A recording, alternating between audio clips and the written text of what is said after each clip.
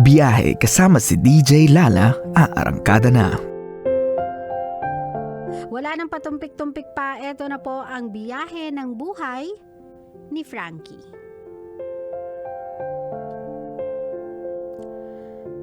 Hi DJ Lala, gusto ko po sanang i-share ang karanasan ko sa pag-ibig. Nagmahal po ako sa isang babae na hindi ko alam na nagdadalang tao na. Mahigit 2 buwan nung malaman ko, tinanong ko siya kung ano ang plano nila ng lalaking nakabuntis sa kanya.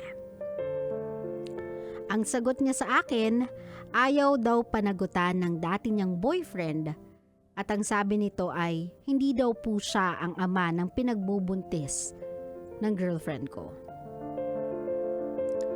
Ngayon, ako naman kahit sa maiksing panahon ko pa lang siya nakilala, talagang napamahal na ako sa kanya.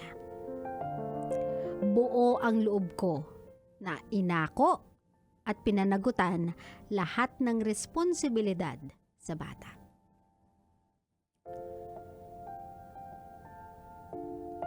Hinarap ko ang kanyang mga magulang at pinakasalan ko po siya. Hanggang pati sa religion, nag-convert ako sa religion nila. Ngunit pagkatapos ng 3 taon, na pagsasama nalaman ko at napatunayan ko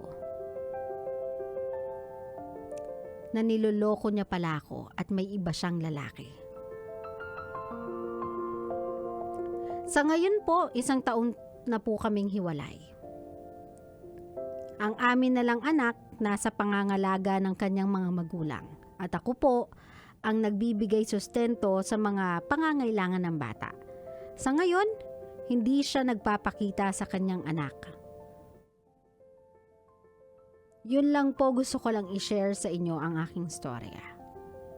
Maraming salamat po and more power to your show.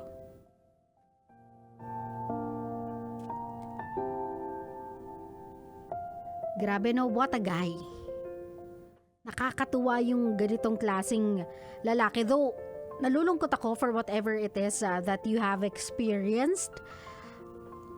Pero, grabe, saludo ako sa'yo, kuya. I think I've said this before sa show ko and I'll say it again. May mga lalaking tatakbuhan yung pananagutan nila, responsibilidad nila, just because they are that coward. Katulad nito, yung tunay na ama nung bata, bahagang buntot. For the lack of better term, excuse me for the people listening. Pero sa salitang balbal, walang bayag si kuya. Ikaw na hindi tatay nung bata, inako mo lahat ng responsibilidad. Hanggang ngayon, kahit wala na kayo ng nanay niya, nagsusustento ka pa rin, nagbibigay ka pa rin. That's why I salute you. There's nothing more I can say to you than sana pagpalain ka pa. Sana i-bless ka pa ng more. Sana sumang-ayon sa'yo ang takbo ng tadhana, ibigay sa'yo lahat ng pinapangarap mo because you deserve it. A person like you with a heart like that deserves so much more in this world. As for whatever happened to you and ate, good riddance, kuya. Maganda nang naghiwalay kayo. Maganda nang nahuli mo. Maganda nang nasaksihan ng sarili mong mata yung ginagawa niyang panluloko sa'yo kasi that is not something na deserve mo.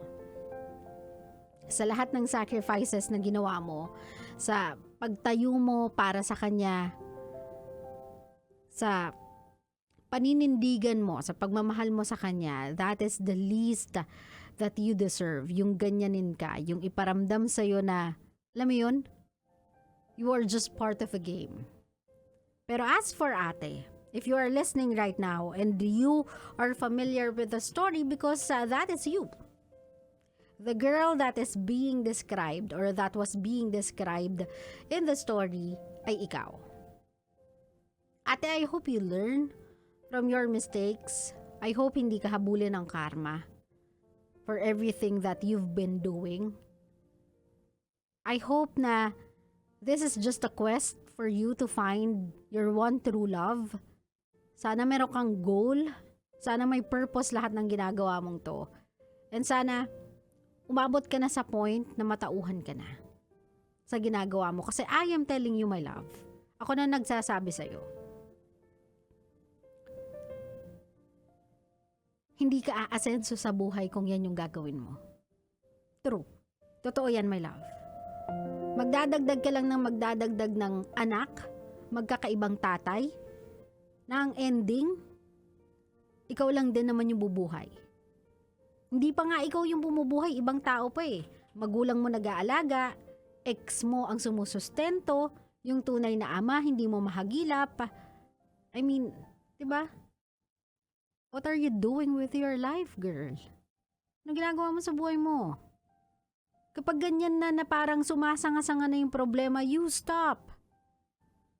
The moment you keep on running from things like this, the moment na ipinagpapatuloy mo yung mga ginagawa mo habang tinatakbuhan mo yung realidad ng sitwasyon mo, the more na nagiging prone ka to create and commit mistake.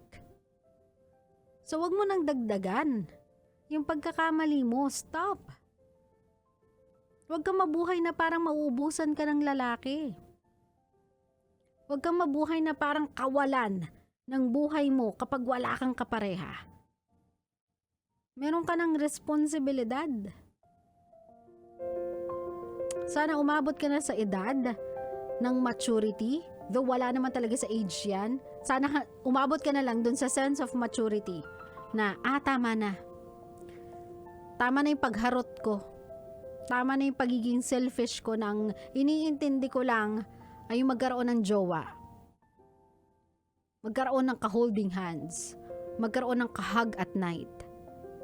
Set your priorities straight, ate, before it's too late. You don't want your kids growing up resenting you. Ayaw mong lumaki sila na kinamumuhian ka because of what you're doing. Because ni once never kang nagpakaina sa kanila. Because ni once ni hindi mo inuna at prioritize yung pangangailangan nila.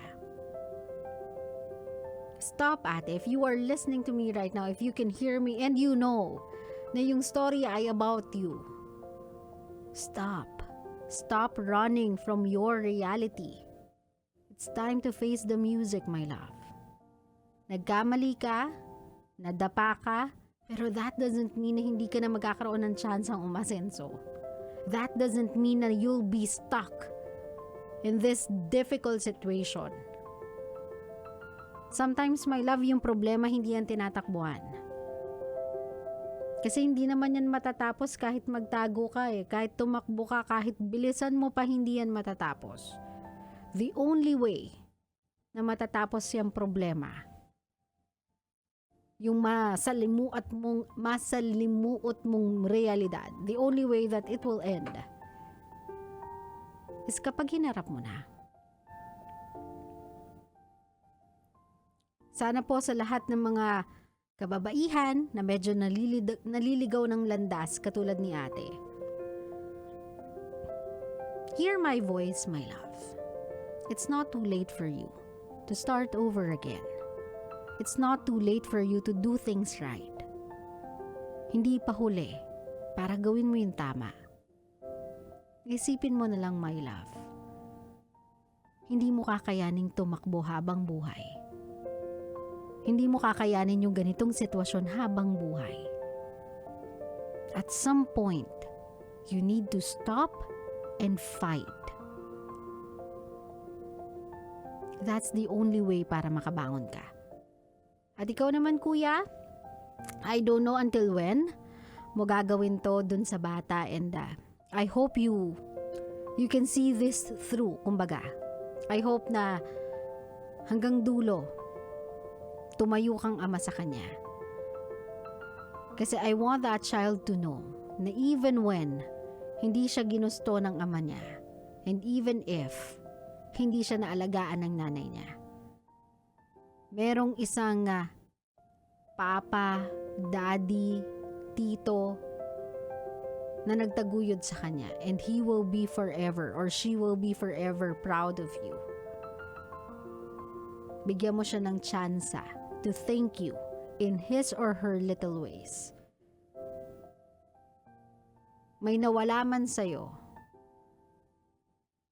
hindi man na nagbunga yung pagmamahalan ninyo, you gained more than what you wanted.